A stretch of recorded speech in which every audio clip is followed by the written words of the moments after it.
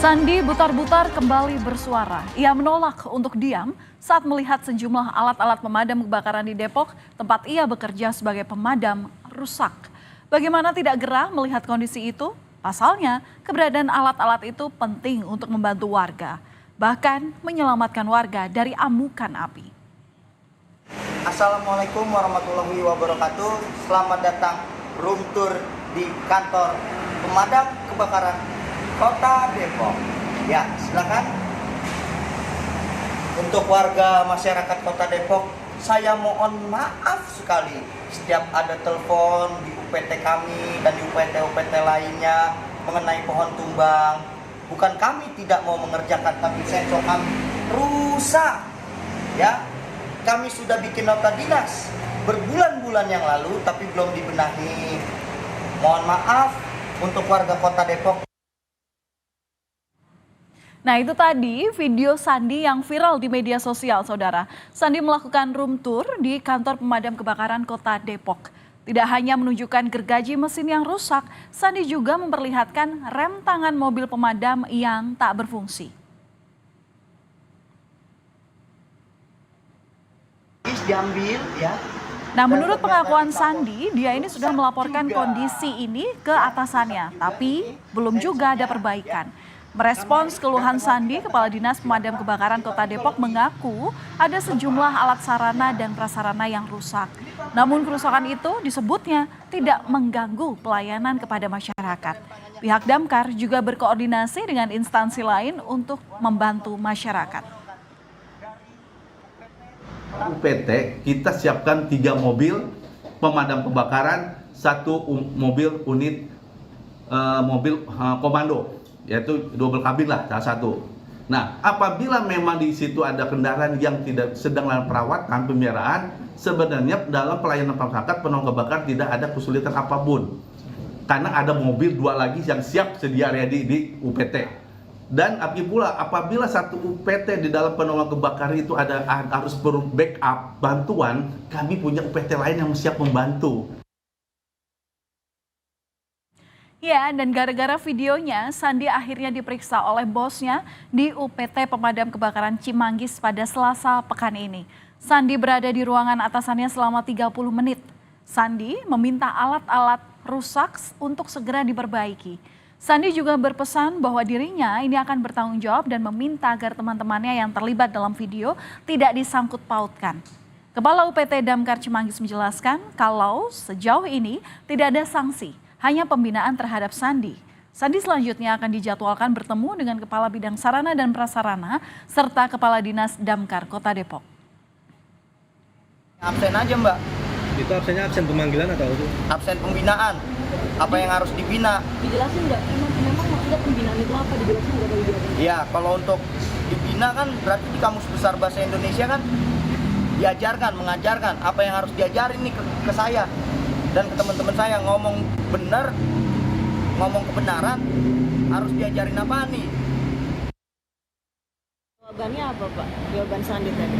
Ini ada perbaikan di semua peralatan-peralatan maupun yang lainnya. Dan itu akan disampaikan ke pimpinan? Langsung saya sampaikan. Selesai ini saya langsung sampaikan ke sana. Tindakan selanjutnya apa sih, Pak? Langkah selanjutnya setelah disampaikan ke pimpinan ini akan Kita perbaiki yang di dalam dulu, yang ini apa untuk kelengkapan peralatan dan sebagainya. Itu aja. Soal sanksi, ada sanksi yang akan dikenakan? Ada sanksi? Tidak ada ya. Pembinaannya itu seperti apa sih? Ya kayak tadi saya ngobrol seperti itu kan sebenarnya pembinaan ya. Itu aja. Wakil Wali Kota Depok, Imam Budi Hartono pun ikut merespons video Sandi. Imam menyinggung soal etika dalam bekerja. Imam menilai keluhan Sandi ini seharusnya dapat diselesaikan secara internal. Imam juga memastikan tidak ada kendala di lapangan jika masyarakat membutuhkan bantuan karena terjadi koordinasi antar dinas di pemerintah Kota Depok. Berharap kalau ada masalah tidak usah dibawa keluar lah ya, karena ini kan memang lembaga sebaiknya sih memang diselesaikan di dalam ya sebuah etika lah ya, apalagi sudah digaji oleh negara, digaji oleh pemerintah Kota Depok, sebaiknya sesuatu yang kurang di dalam kita perbaiki bersama-sama ya, jangan dikeluarin ya. Apa yang dikhawatirkan Sandi akhirnya terbukti. Pada Selasa malam, kebakaran hebat terjadi di Jalan Raya Bogor, Sukmajaya, Kota Depok. Kobaran api melahap habis sebuah gereja. Sandi yang ikut dalam proses pemadaman tak kuasa menahan tangis. Sandi menyebut proses pemadaman terkendala. Seharusnya proses pemadaman ini dapat dilakukan lebih cepat, tetapi kendaraan pemadam terlalu besar. Sedangkan armada yang berukuran kecil sedang dalam perawatan. Sandi pun menyampaikan permohonan maafnya kepada warga Kota Depok. Itu buktinya, mobil unit ini warga nilai. Pak, nilai Pak, warga tadi saksinya. Ada saksi juga wartawan Pak, di minggu lihat. Karena mobil 1000 masih perawatan gak bisa dipakai Pak. Mobil unit 8000 sekarang lagi diusahakan anak-anak untuk isi air karena nggak bisa nyedot. Kalau dibilang Bapak butuh bantuan UPT lain, itu terhambat Pak. Jadi terhambat, jadi lama makan waktu. Akhirnya satu gereja habis Pak. Yang pada awalnya harusnya mungkin bisa kami selamatkan Pak. Pakai hati Anda Pak, hati Anda. DPRD Kota Depok berencana memanggil pejabat di Dinas Pemadam Kebakaran Kota Depok guna dimintai klarifikasi terkait kekisruhan yang terjadi. Anggota DPRD Kota Depok fraksi PDI Perjuangan Ikravani Hilman menilai bahwa pemerintah Kota Depok seharusnya dapat merespons dengan baik pesan yang disampaikan oleh Sandi.